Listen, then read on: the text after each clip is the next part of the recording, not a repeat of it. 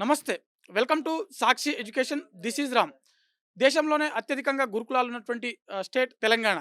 అదేవిధంగా దేశంలోనే అత్యధికంగా గురుకులాలు ఎదుర్కొంటున్నటువంటి సమస్యలు కూడా తెలంగాణ అని చెప్తున్నారు పీఆర్‌జీటీఏ స్టేట్ ప్రెసిడెంట్ వేమిరెడ్డి దిలీప్ కుమార్ రెడ్డి. అయితే ఈ గురుకులాస్ ఎదుర్కొంటున్నటువంటి ప్రధాన సమస్యలేంటి? అదేవిధంగా గురుకులాస్ టీచర్స్ వారు ఏమంటున్నారు? అదేవిధంగా వారి యొక్క ప్రధాన డిమాండ్స్ ఏంటనే విషయాల గురించి వారి మాటల్లో తెలుసుకుందాము. నమస్తే అండి. Thank you very much. మా గురుకుల ఉపాధ్యాయుల సమస్యల గురించి వినడానికి మీరు సాక్షి ఫస్ట్ అంటే ఈ దశాబ్ది కాలంగా వెయిట్ చేస్తున్నాం మేము. సాక్షి ఇనిషియేషన్ తీసుకున్నందుకు ధన్యవాదాలండి. Thank you. సార్ అసలు రాష్ట్రంలో కానివచ్చు, లేదంటే ఉమ్మడి రాష్ట్రం అప్పుడు కావచ్చు, గురుకుల వ్యవస్థ అనేది ఎలా స్టార్ట్ అయింది? అసలు దీని యొక్క హిస్టరీ ఒకసారి. అసలు ఈ గురుకుల వ్యవస్థ అనేది మన తెలంగాణ, ఆంధ్రప్రదేశ్ ఉమ్మడి రాష్ట్రంలో 1971లో ఇది brain child of PV Narasimha Rao గారు. మాజీ ప్రధానమంత్రి పివి నరసింహారావు గారు.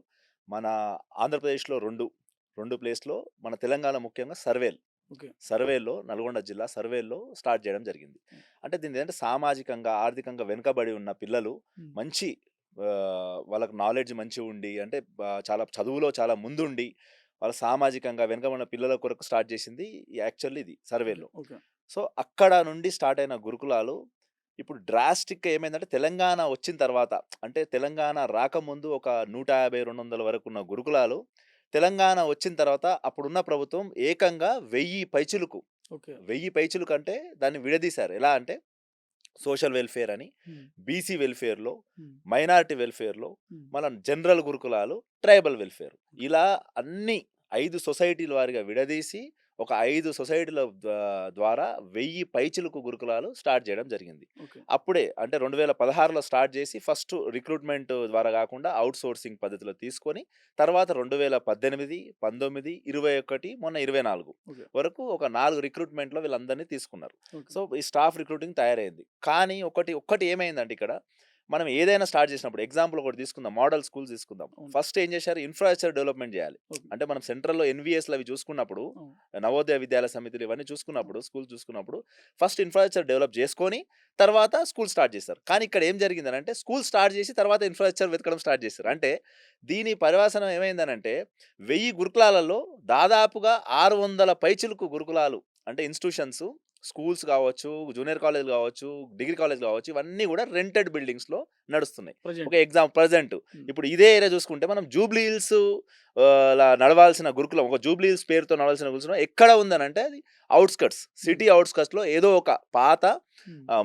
మూసివేయబడిన ఇంజినీరింగ్ కాలేజ్‌లో నడుపుతున్నారు. ఓకే. ఇంజినీరింగ్ కాలేజ్ నడుపుతున్నారు. కాబట్టి మెయిన్ అదే ఇన్‌ఫ్రాస్ట్రక్చర్ అనేదే పెద్ద ప్రాబ్లమ్. హ్మ్. చేశారు మంచి మోటివ్. అప్పుడున్న గత ప్రభుత్వం కేజీ టు పీజీ అండర్‌లో ఇది స్టార్ట్ చేసిర్రు. కానీ దీనికి ఇన్‌ఫ్రాస్ట్రక్చర్ అప్పుడు ఎట్లయితే స్టార్ట్ అయిందో ఇప్పటివరకు అట్లనే ఉంది తప్ప దీని ముందుకు ఎళ్ళలేదు. అదే ఓకే. పెద్ద ప్రాబ్లమ్ దీనికి. ఓకే. సార్ గురుకులాలు మనకు తెలంగాణ ఏర్పడ్డ తర్వాత మనకు భారీ ఎత్తున గురుకులాలు ఏవైతే ఉన్నాయో అంటే స్కూల్స్ అనేది మనకు తీసుకురావడం జరిగింది. ప్రెజెంట్ మనకు ఇండియాలో ఫస్ట్ ఎక్కువ గురుకుల స్కూల్స్ ఉన్నటువంటి స్టేట్ ఏందంటే మన తెలంగాణ స్టేటే.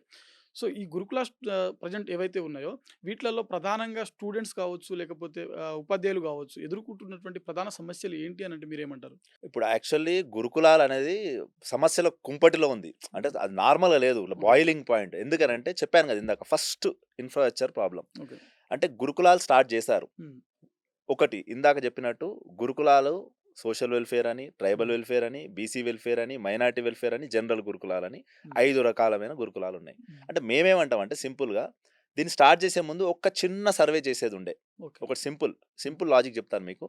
ఇప్పుడు మన రాష్ట్రంలో ఒక స్కూల్ ఎడ్యుకేషన్ కింద స్కూల్స్ ఉన్నాయి. అవును. జెడ్పీ స్కూల్ కావచ్చు, గవర్నమెంట్ స్కూల్స్ కావచ్చు. అవును. ఇందులో మొత్తం స్టాఫ్ కలిసి ఒక 1,10,000 వరకుంటారు. ఓకే. ఈ 1,10,000 మందికి ఒక 26,000 స్కూల్స్ ఉంటాయి. ఓకే. ప్రైమరీ స్కూల్స్ కావచ్చు, హై స్కూల్స్ కావచ్చు, మిడిల్ స్కూల్స్ ఇవన్నీ కలిపి. ఓకే. 26,000 స్కూల్స్, 1,00,000 మంది ఎంప్లాయీస్‌కి కలిసి ఒక స్కూల్ ఎడ్యుకేషన్ డిపార్ట్‌మెంట్ ఉంది. హ్మ్. సింపుల్. అవును. సో, ఇంతమంది స్టూడెంట్స్‌కి, ఇన్ని స్కూల్‌లకు, ఇంతమంది 1,00,000 ఎంప్లాయీస్‌కి ఒక్క స్కూల్ ఎడ్యుకేషన్ ద్వారానే నడుపుతున్నారు. అవును. మరి ఈ గురుకులాలు ఎన్నున్నాయి? 1000 గురుకులాలున్నాయి. హ్మ్. అంటే fifth to intermediate and degree కొన్ని డిగ్రీ. డిగ్రీ కాలేజీలున్నాయి. ఓకే. ఇందులో స్టాఫ్ ఎంతమందున్నారో చెప్తాను మీకు. ఓకే. ఒక 30,000 పైచిలుకు టీచింగ్ స్టాఫ్ ఉన్నారు. ఓకే. ఒక 10,000-15,000 పైచిలుకు నాన్ టీచింగ్ నాన్ స్టాఫ్ అంటే టీచింగ్. మొత్తం కలిసి ఒక 50,000 లోపు ఉంటారు. ఓకే. 50,000 మందికి 5 సొసైటీలు ఎందుకు? ఓకే. సింపుల్. హ్మ్. 5 సొసైటీలు, 5 వెల్‌ఫేర్‌లు. ఓకే. 5 మంది, ఐదుగురు సెక్రటరీలు. ఓకే. ఇప్పుడు ఒక 1,00,000 మంది ఎంప్లాయీస్ ఉండి, 26,000 మంది స్టూడెంట్స్ ఉండి పాఠశాలలుండి, ఇన్ని లక్షల మంది స్టూడెంట్స్ ఉన్న దగ్గర, హ్మ్. ఇక్కడ 50,000 మంది స్టాఫ్‌కు, ఒక 5,00,000 పైచిలుకు స్టూడెంట్స్‌కి 5 సొసైటీలెందుకు? ఓకే. 5 ఇవన్నెందుకు? ఓకే. దీన్ని సింపుల్. కామన్ డైరెక్టరేట్ జేయాలి. ఓకే. గురుకులాలకు ఒక డైరెక్టరేట్. ఓకే. ఇంకొకటి, ఇప్పుడు పెద్దది మీరొకటి ఆలోచించాలి. ఇప్పుడు ఈ సోషల్ వెల్‌ఫేర్ అని, SC welfare, ST welfare, minority, BC అని మనం ఏమి చెప్పాలనుకుంటున్నాం పిల్లలకు? ఓకే. ఇది పెద్ద సమస్య. ఇది ఎందుకంటే మనం నేషన్ ఇంటిగ్రిటీ గురించి ఆలోచిస్తే ఇది చాలా పెద్దది ఓకే. మనం ఆలోచిస్తే. అంటే ప్రభుత్వం ఏమంటుందనంటే ఆయా వర్గాలు ఎస్టీ కావచ్చు, ఎస్సీ కావచ్చు, బీసీ కావచ్చు. ఆయా వర్గాలలో పేద పిల్లలు ఎవరైతే ఉన్నారో వారిలో ఆర్థికంగా, సామాజికంగా చేయూతనందించే ఉద్దేశంతోటి వారిని కూడా అభివృద్ధి స్థాయిలోకి రావాలనే ఉద్దేశంతోటే ఆయా సొసైటీలను ఏర్పాటు చేశాయి. సో, ఇది తప్పంటారా మీరు? మేమసలు తప్పనట్లేదు. ఓకే. అది పర్ఫెక్ట్. కానీ విధానం తప్పంటున్నాం. ఓకే. ఎలా అంటే ఇప్పుడు 100% మీరు చెప్పింది.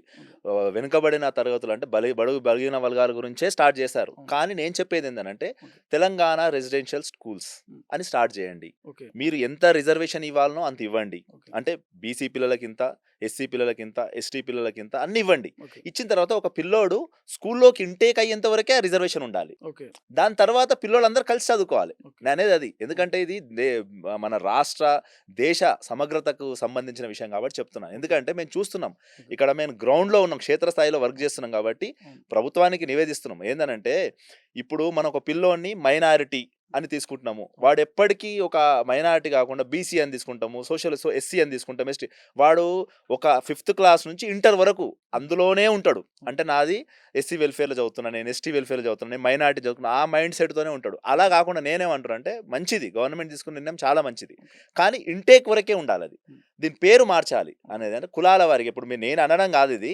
మీరు మన చదువుకున్న ఇప్పుడు మన రాష్ట్రంలో ఉన్న ఏ టీచర్‌ని అడిగినా, మేధావులను అడిగినా అదే చెప్తారు. రీసెంట్‌లీ విద్యా కమిషన్ ఇచ్చింది కదా! ఆ అవును. రిపోర్ట్‌లో కూడా అది ఉంది. ఫస్ట్ పాయింట్ అదే ఉంది. ఓకే. ఎందుకంటే గత సెప్టెంబరు 15 తారీఖు నాడు మన ఆకునూరి మురళి గారు విద్యా కమిషన్ చైర్మన్ ప్లస్ వాళ్ళ మెంబర్స్‌తోని మాకు మీటింగ్ అయింది. ఓకే. మేము ఆ రోజు కూడా చెప్పాము. ఓకే. మేము చెప్పినవి చాలా మటుకు వాళ్ళు పెట్టారు. ఓకే. కొన్ని వేరే వేరే కాంట్రోవర్సీలు అవైనాయి గానీ, ఓకే. అందులో మా గురుకులాలకు సంబంధించి కొన్ని ఇష్యూస్ బానే ఉన్నాయి. ఓకే. దాన్ని తీసుకుంటే మాత్రం పక్కా మంచిగా అమలవుతుంది. నేను రిపోర్ట్ చదివాను. రిపోర్ట్‌లో చాలా సమస్యల గురించి ఆ! కమిషన్ రిపోర్ట్ అనేది ఇవ్వడం జరిగింది. అంటే ఆ! దాంతో పాటుగా ఎలాంటి మార్పులు చేయాల్సి వస్తుందనే దాని గురించి కూడా ఇవ్వడం జరిగింది. ఓకే. మనం అది కూడా మాట్లాడదాము.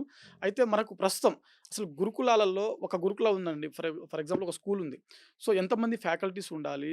ఎంతమంది అంటే వేరే నాన్ టీచింగ్ ఫ్యాకల్టీస్ ఉండాలి? స్టూడెంట్స్‌కి అంటే ఫర్ ఎగ్జాంపుల్ ఒక 200 మెంబర్స్ కెపాసిటీ యెస్. ఉన్నటువంటి ఒక స్కూల్‌కి ఓవరాల్‌గా ఎంతమంది ఫ్యాకల్టీ కావచ్చు, నాన్ టీచింగ్ ఫ్యాకల్టీ కావచ్చు వీళ్ళందరూ ఉండాలి ఒకసారి? ఇప్పుడు ప్రెజెంట్‌గా ఉన్న చెప్తాను. దాంతో పాటు ఏంది లాగింగ్ అని చెప్తాను సార్ ఓకే. నేను. యాక్చువల్లీ ఒక గురుకులం తీసుకుందాం మనం. ఓకే. అంటే అది ఎనీ గురుకుల. పెద్ద తప్పిదం ఏం జరిగిందంటే ఇప్పుడు సొసైటీ వారీగా స్టాఫ్ ప్యాటర్న్ ఉంది. ఓకే. అంటే ఇప్పుడు గురుకులాలన్నీ నడిచేవి గవర్నమెంట్ అండర్‌లోనే. అవును. ఒకే గవర్నమెంట్. అవును. మరి స్టాఫ్ ప్యాటర్న్ ఎందుకు వేరు? ఓ గురుకులంలో ఒక స్టాఫ్ ప్యాటర్న్ ఉంది. ఒకటి సోషల్ వెల్‌ఫేర్‌లో ఒకటుంటది. బీసీలో ఒకటుంటది. మైనారిటీలో ఒకటుంటది. అది పెద్ద తప్పిదం. ఓకే. ఇప్పుడు నేను కామన్ డైరెక్టర్ అని ఎందుకు పదే పదే చెప్తున్నానంటే గురుకులాలన్నీ నడిసే ఒక విధి విధానాలు అవును. గవర్నమెంట్. అవును. ఆ పాలిసీ డిసిషన్ అనేది ఒకటే దగ్గర జరిగితే చాలా బావుంటది. ఓకే. మీరు అడిగిందని చెప్తా నేను. ప్రతి ఒక్క స్కూల్ నుంచి ఒక జూనియర్ కాలేజ్ వరకు మాక్సిమం ఉంటది. ఓకే. అంటే 5థ్ టు ఇంటర్మీడియేట్. ఇంటర్మీడియేట్. ప్రతి గురుకుల స్కూల్‌లో వెదర్ బీసీ, ఎస్సీ ఏదైనా ఉండొచ్చు. అవును. 640 మంది స్ట్రెంత్ ఉంటది పిల్లలది. ఓకే. అంటే fifth to intermediate. Okay.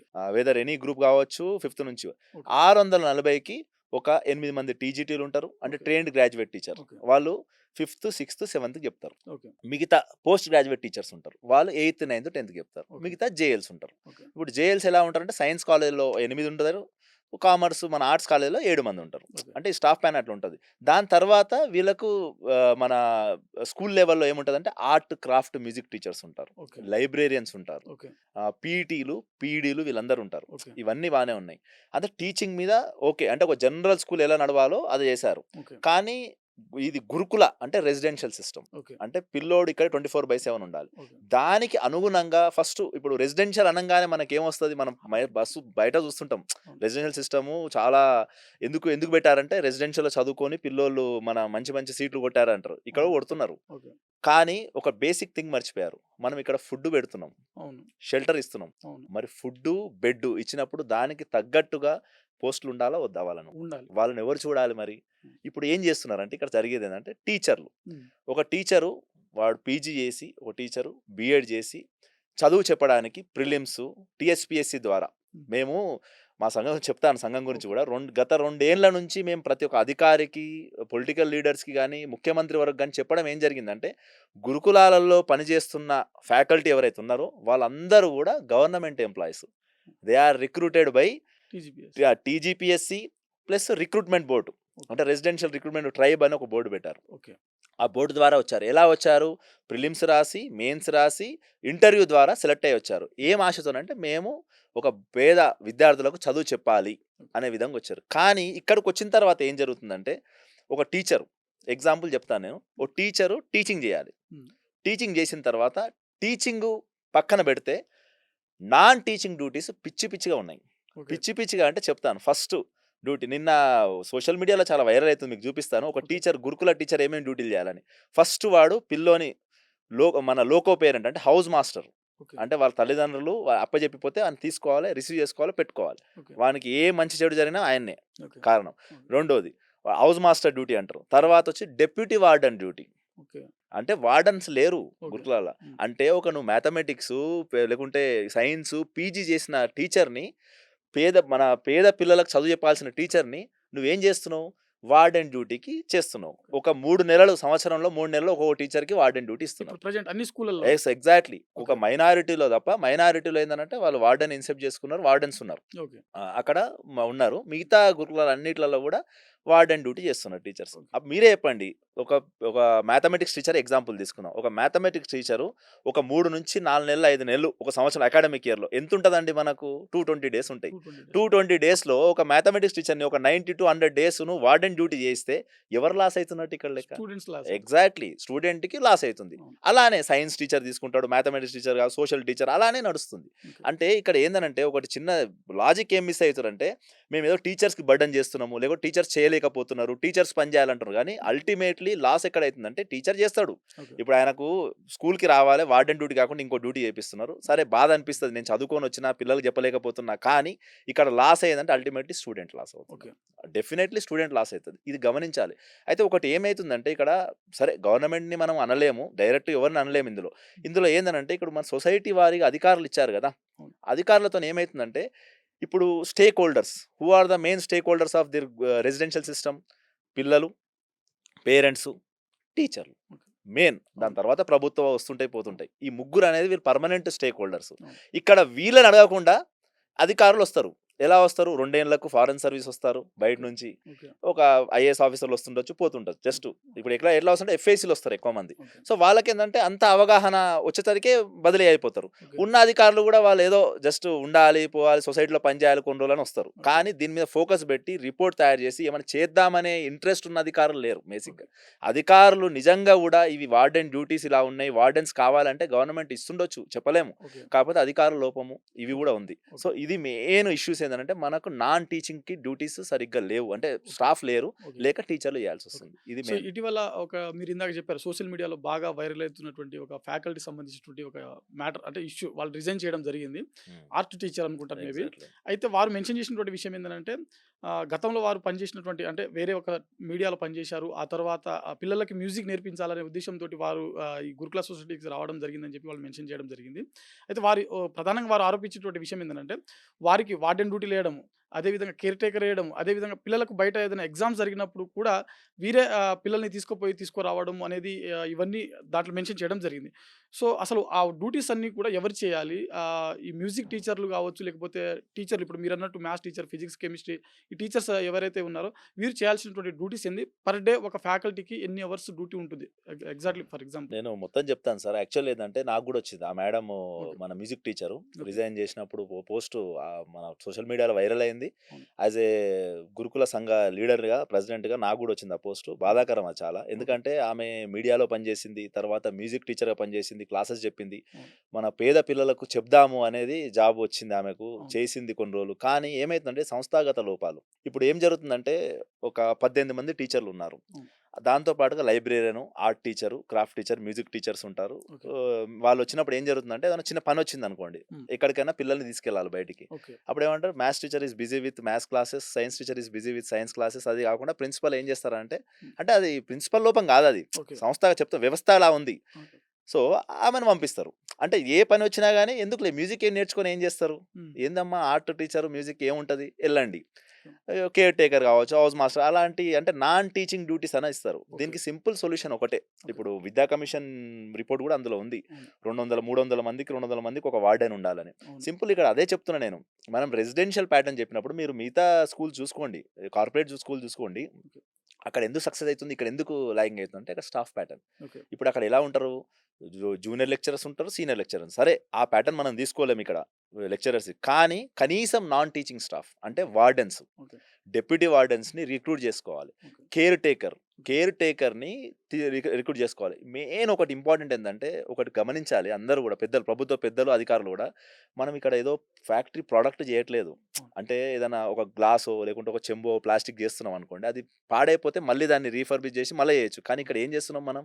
Minds, మన ఫ్యూచర్, మన అవును. ఫ్యూచర్ జనరేషన్‌ని తయారు చేస్తున్నాం. అవును. సో, దాని మీద చాలా ఫోకస్ చేయాలి. మనం అవును. ఇందాక అందులో వచ్చినాయి సాలరీస్ అవి కూడా వచ్చింది. అవును.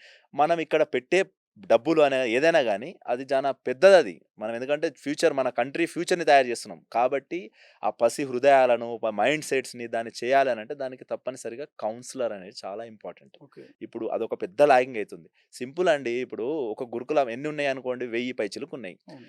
ఎంతోమంది ఎంఎస్‌సి సైకాలజీ, ఎంఏ సైకాలజీ చేసిన పిల్లలు చాలా మందున్నారు క్యాంపస్‌లలో. అవును. వాళ్ళని రిక్రూట్ చేసుకోవచ్చు. దీని ద్వారా ప్రభుత్వానికి మంచి పేరొస్తుంది. ప్లస్ పిల్లలకు హెల్ప్ చేసినట్టు అవుతుంది. ఓకే. ఇప్పుడు క్లినికల్ సైకాలజీ కాకుండా ఇది సైకాలజీ చేసుకోవచ్చు. కౌన్సిలర్‌గా తీసుకోవచ్చు. ఓకే. కౌన్సిలర్ తీసుకుంటే ఏమైతదంటే సింపుల్ 4:30 వరకు అకాడమిక్ అవర్స్ ఉంటాయి. హ్మ్. 4:30 తర్వాత కౌన్సిలర్స్‌ని అపాయింట్ చేసుకుంటే 4:30 టు ఆయన నైట్ అక్కడే పిల్లలతోని స్టే చేసి రోజు ఒక క్లాస్‌తోని ఇంటరాక్ట్ అవుతే మైండ్ సెట్ అర్థం చేసుకుంటాడు. పిల్లలకు చెప్తుంటాడు ఎలా ఉంటది? ఏముంటది? ఎందుకంటే ఇక్కడ గురుకులాలలో పిల్లలు ఒకసారి వచ్చిర్రంటే 3 నెలలు, 4 నెలలు ఇక్కడే ఉంటారు.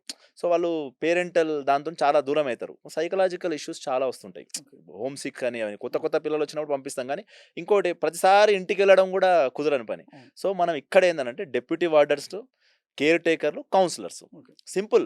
ఏం లేదు. ప్రభుత్వం చేయాల్సిన పనేందనంటే వీళ్ళ ముగ్గురిని అంటే ఇప్పుడు ఇంకోటి మీరన్నట్టు మన స యూనివర్సిటీస్‌లో సైకాలజీ చేసేవాళ్ళు కూడా తక్కువయ్యారు. హ్మ్. ఎందుకంటే ఆదరణ లేదు. అవును.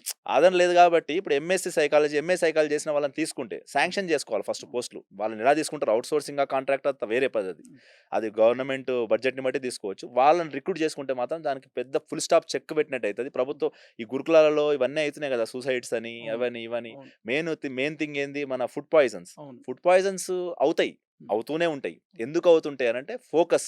ఇప్పుడు నేను ఒక టీచర్‌కి చేయమని చెప్తున్నా. బర్డెన్‌గా చేస్తున్నాడు అవును. టీచర్. అదే ఒక మంచి ప్రాపర్ వార్డెన్‌ని చేసుకొని, ఒక వార్డెన్‌కి ఎంసీఆర్, హెచ్ఆర్‌డీలో ఎక్కడో 1 మంత్ ట్రైనింగ్ ఇచ్చి, 20 డేస్ ట్రైనింగ్ ఇచ్చి, రికార్డ్స్ ఎలా మెయింటైన్ చేయాలి, ఫుడ్ హైజీన్ ఎలా మెయింటైన్ చేయాలి, మన న్యూట్రిషన్ వాళ్ళున్నారు గదా! వాళ్ళతోని ట్రైనింగ్ ఇప్పిస్తే ఆయన పని చేయాల్సిన పని అదే గదా! ఓకే. అదే టీచర్‌కి ఇచ్చాడనుకోండి, ఇప్పుడు నాకు 18 నెలల సర్వీస్ ఉంది.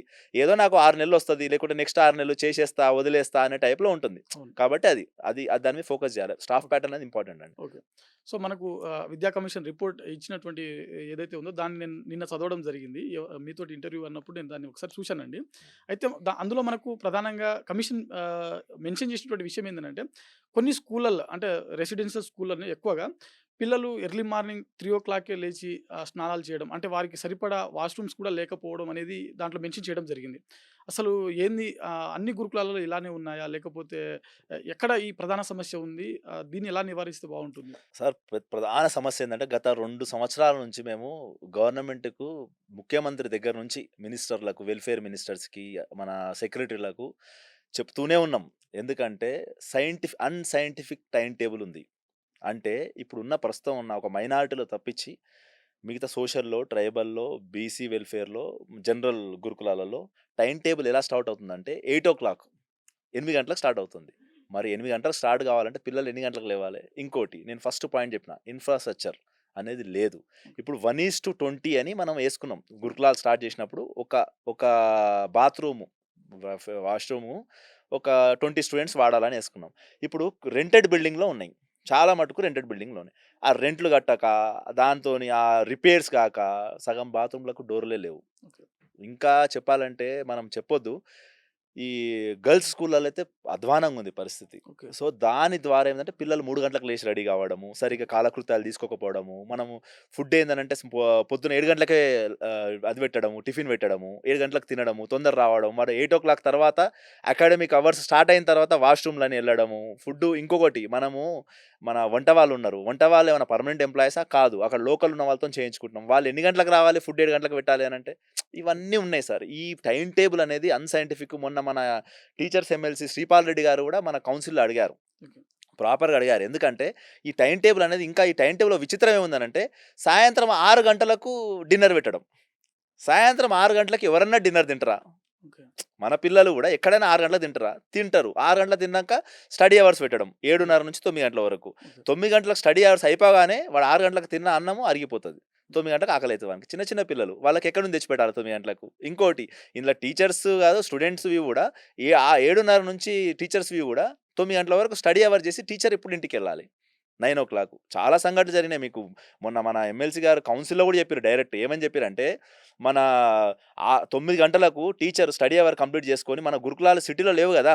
అన్నీ మారుమూల ప్రాంతాలుంటాయి. రోడ్డు మీదకొస్తే ఘోరమైన ఒక లారీ ఆగి అట్లాంటి సంఘటనలు గూడా జరిగినాయి. ఓకే. సో, ఇలాంటి సంఘటనలు చాలా ఉన్నాయి. దీనికి అన్నిటి కారణం ఏందనంటే దీని మీద ఫోకస్ జేయాలి. ఓకే. ఫోకస్ జేసి అధికారులను పిలిపించి మాట్లాడడం గాదు. మాలాంటి వాళ్ళు స్టేక్ హోల్డర్స్ ఎవరైతే ఉంటారో పేరెంట్స్ గాని, మాలాంటి సంఘ లీడర్లు గాని పిలిచి మాట్లాడితే మేము గ్రౌండ్ రిపోర్ట్ ఎందుకంటే గురుకులాలు మంచిగా ఉండాలి. పిల్లలకు మంచి ర్యాంకులు రావాలి. ఇంకా మంచిగా కావాలనుకుని కోరుకునే ఫస్ట్ మేముంటాం. ఎందుకంటే మాదిది.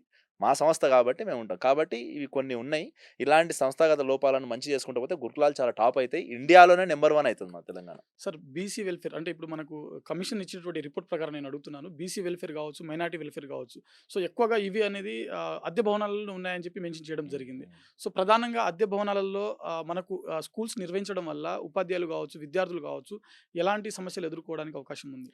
అద్దె భవనాలంటే ఒకటి ఏముందనంటే మనకు ఈ రెంటెడ్ బిల్డింగ్స్ ఎక్కువ ఏముంటాయి? పెద్ద పెద్ద భవనాలు ఏముంటాయి? మంచి బిల్డింగ్ కట్టి ఒక 10,000, 15,000 ఎస్ఎఫ్‌టివి అయితే అవి చిన్న చిన్న ఇవన్నీ గూడా ఇంజినీరింగ్ కాలేజీలు. మూతబడిన ఇంజినీరింగ్ కాలేజ్. అంటే చాలా పెద్ద పెద్దయి ఎక్కడో రోడ్ అవతల మన ఊరు అవతల ఉండేటివి 50,000, 1,00,000 ఎస్ఎఫ్‌టి ఉన్నవన్నీ మూతబడినాయని మనం తీసుకుంటాం. అంటే ఆల్రెడీ కట్టి ఒక 20, 25 సంవత్సరాలు అయిపోయిన తర్వాత మనం తీసుకుంటున్నాం. దాని మెయింటెనెన్స్. ఇప్పుడు అద్దె భవనాలకు రెంటే కష్టముంది. మెయింటెనెన్స్ ఆ ఓనర్‌కి రెంట్స్ ఇయ్యం మనం. మెయింటెనెన్స్ గాదు. దానివల్ల ఇప్పుడు ఎగ్జాంపుల్ బాత్రూమ్‌ల విషయం తీసుకోండి. ఒకసారి డోర్ ఊడిపోయినా గానీ ఒక డోర్ కాస్ట్ ఎంత అయితది? ఒక ప్రిన్సిపల్‌కి వచ్చే కంటింజెన్సీ అమౌంట్ అంత ఈజీ గాదు. సో, ఒక్కసారి రిపేర్ చేయడం అనేది జరగట్లేదు గాబట్టి చాలా సమస్యలు ఎదుర్కొంటున్నాం. అందుకే ఏందంటే ఇప్పుడు నేననేది ఏందనంటే అద్దె భవనాలు ఉంది గాబట్టే గ్రౌండ్ రియాలిటీస్‌కి అనుగుణంగా మనం టైమ్ టేబుల్ గాని ఇవన్నీ చేసుకోవాలి. రేపు ఓన్ బిల్డింగ్స్ అయ్యి 1000కి 1000 గురుకులాలు ఓన్ బిల్డింగ్స్ అయ్యి అక్కడే స్టాఫ్ క్వార్టర్స్ ఉండి అక్కడే పిల్లలకి అన్నీ మంచిగా అయినప్పుడు అప్పుడు చూసుకుందాం. అప్పటి వరకైతే ఈ టైమ్ టేబుల్ మార్చి as per the ground realities చేయాలని చెప్తాం. మేము సెక్రటరీలో కూడా అదే చెప్తున్నాం. మీరు మొండిగా వైఖరితోని ఎళ్తే వేస్ట్ అది. ఎందుకంటే ఇక్కడ end of the day employees అనేది ఓకే. వాళ్ళు పోతారు, వస్తాయి, వాళ్ళ సాలరీస్ వస్తాయి. కానీ పిల్లోనికి ఎంత ఎఫెక్ట్ పడుతుంది? ఎందుకంటే పేద పిల్లలు చదువుతున్నారు ఇండ్ల. వాళ్ళ పేరెంట్స్ చాలా మందికి అవగాహన లేని వాళ్ళు. వాళ్ళు అడగరు. వదిలేసి ఎళ్ళిపోతారు. 3, 4 నెలల తర్వాత వస్తారు. సో, పిల్లోడు ఎంత ఇబ్బంది పడుతున్నాడు. వాడు చిన్న సింపుల్ కాలకృత్యాలు తీసుకోవడానికి కూడా చాలా ఇబ్బంది పడుతున్నాడు అంటే అర్థం చేసుకోండి. అంటే ఇది మొండి వైఖరి ఇది అంతా అధికారులది. సో, అధికారులు కూడా గ్రౌండ్ రియాలిటీస్ అనుగుణంగా చేయాలి తప్ప ఏదో లేదు మాకు పాత గురుకుల 30 ఏండ్ల కింద ఇట్లనే ఉండే, సర్వేలో ఇట్లనే ఉండే, 8 గంటలకే ఉండే అంటే సర్వేల్ ఈస్ డిఫరెంట్. సర్వేలు అనేది డిఫరెంట్. ఓన్ బిల్డింగ్ ఉంటది. ఓన్ ఇన్‌ఫ్రాస్ట్రక్చర్ ఉంటది. అక్కడే క్వార్టర్స్ ఉంటాయి. టీచర్స్ అక్కడే ఉంటారు. సో, కొంచెం ఏదైనా గ్రౌండ్ రియాలిటీస్ అనుగుణంగా చేస్తే బావుంటది. సార్ ఓవరాల్‌గా తెలంగాణ స్టేట్ ప్రోగ్రెసివ్ రికగ్నైజ్డ్ గురుకుల టీచర్స్ అసోసియేషన్ ప్రెసిడెంట్‌గా మీరు ప్రభుత్వానికి డిమాండ్ చేస్తున్నటువంటి ప్రధాన విషయాలు ఏంటి సార్? మేము ఒకటే అండి. ఇప్పుడు యాస్ ఎ గురుకుల టీచర్స్ ఇప్పుడు మన రాష్ట్రంలో ఉన్న 1,00,000 మంది టీచర్లకు ఎన్నో సంఘాలున్నాయి. మా గురుకుల వ్యవస్థకు అంటే 30,000 పైచిలకు టీచింగు, 15,000 నాన్ టీచింగు అందరికి కలిపి మాకున్నది ఏకైక సంఘం మన పీఆర్‌జీటీఏ. ఓకే. దానికి అధ్యక్షుడిగా నేను ఒకటే గత 2 సంవత్సరాల నుంచి కూడా ఇదే చెప్తున్నాం మేము. ప్రతి ఒక్క అధికారికి సెక్రటేరియట్‌లో కలిసినప్పుడు అధికారులకు, మన వెల్ఫేర్ మినిస్టర్స్‌కి ప్రతి ఒక్కటి ఇదే చెప్తాం ఏందనంటే, మనకు ఉన్న సమస్యలివి. దాన్ని తీర్చాలనంటే ఫస్ట్ స్టేక్ హోల్డర్స్ పిలవండి, మాట్లాడదాం. గ్రౌండ్ లెవెల్ ఇష్యూస్ చాలా ఈజీగా మేము ఏదో మాకు గొంతెమ్మ కోరికలు ఉండవు మా దగ్గర. మేమేం చెప్తామంటే, ఇది ఉంది సార్. దీని సొల్యూషన్ ఇది సార్. చేసుకుంటే పిల్లలకు, అట్లా టీచర్స్‌కి అందరికి కూడా ఆమోదయోగంగా ఉండాలి. ఇప్పుడు ఇందాక చెప్పాను కదా! As per ground reality. మనము ఇప్పుడు సిటీలో ఇక్కడ కూర్చొని, ఎక్కడో కూర్చొని సెక్రటేరియట్‌లో చేయడం కాదు. మనం గ్రౌండ్ రియాలిటీకి అనుగుణంగా చేయాలి. ఇప్పుడు నేనేమంటున్నా అంటే, ఇప్పుడున్న పరిస్థితుల్లో మీరు అద్దె భవనాలు ఇవన్నీ ఉన్నాయి కదా! ఇప్పుడున్న పరిస్థితులకు టైమ్ టేబుల్ నిర్ణయించుకోవాలి. స్టాఫ్ ప్యాటర్న్ నిర్ణయించుకోవాలి. దాని ప్రకారంగా వెళ్ళాలి. దాని ద్వారా ఏమైతుందంటే టీచర్లకు ఇబ్బంది కాదు, పిల్లలకి ఇబ్బంది కాదు. గురుకులాలనేవి షైన్ అయితాయి. రేపటినాడు ఇండియాలో ఇప్పుడు మీరన్నారు కదా! ఇండియాలో నంబర్ 1 రాష్ట్రం తెలంగాణ. కానీ దీని మీద ఫోకస్ పెట్టకుండా, దీన్ని కొన్ని అమెండ్మెంట్స్ చేసుకోకుండా, ఎందుకంటే రాజ్యాంగమే ఎన్నో అమెండ్మెంట్‌లయినాయి. సో, సర్వీస్ రూల్స్ అని అవన్నీ చూపించుకుంటా, అధికారులను ఇవన్నీ చేసుకుంటా కాకుండా, దీనికి అనుగుణంగా ఇప్పుడున్న పరిస్థితి అనుగుణంగా చేయకుంటే మాత్రం ఇవన్నీ కూడా నిర్వీర్యం అయితాయి. ఇంకొకటి మన ముఖ్యమంత్రి గారు ఇప్పుడు ఇటీవల తెచ్చిండ్రు. ఇది ఇంటిగ్రేటెడ్ స్కూల్స్ అని. చాలా మంచి కాన్సెప్ట్ అది. కానీ దాని విధి విధానాలు ఏంటివి? గైడ్‌లైన్స్ ఏంటివి? ఏం చేస్తారు? ఇప్పుడున్న గురుకులాలు అందులో కలుపుతారా? అసలు దాని విధి విధానాలు రావాలి బయటికి. చాలా మంచిది. మేము ఇందాక చెప్పినట్టు కమిషన్ కూడా చెప్పింది. ఏందని? ఇట్లా కులాల వారీగా వద్దు. ఒకటే దగ్గర ఇంటిగ్రేటెడ్‌గా చేయండని. మేము దాన్ని స్వాగతిస్తున్నాం. కానీ దాని విధి విధానాలు, గైడ్‌లైన్స్ అనేది ఒక అధికారులు సెక్రటేరియట్‌లో కూర్చొని మాట్లాడకుండా, మాలాంటి గురుకుల టీచర్స్ యూనియన్ ఎవరైతే క్షేత్రస్థాయిలో పనిచేస్తున్నారో వాళ్ళని పిలిచి అడిగితే చాలా బాగుంటది. మేము కూడా ఆహ్వానిస్తాం దాంట్లో. Okay. Thank you sir. Thank you so much. So, చూశారు కదా! తెలంగాణ గురుకులాస్ ఏవైతే ఉన్నాయో, గురుకులాలు ప్రధానంగా విద్యార్థులు కావచ్చు, లేకుంటే ఉపాధ్యాయులు కావచ్చు, ప్రస్తుతం ఎదుర్కొన్నటువంటి సమస్యలు ఏవైతే ఉన్నాయో వాటి గురించి పీఆర్‌జీటీఏ స్టేట్ ప్రెసిడెంట్ వేమిరెడ్డి దిలీప్ కుమార్ రెడ్డి గారి మాటల్లో తెలుసుకోవడం జరిగింది. నమస్తే.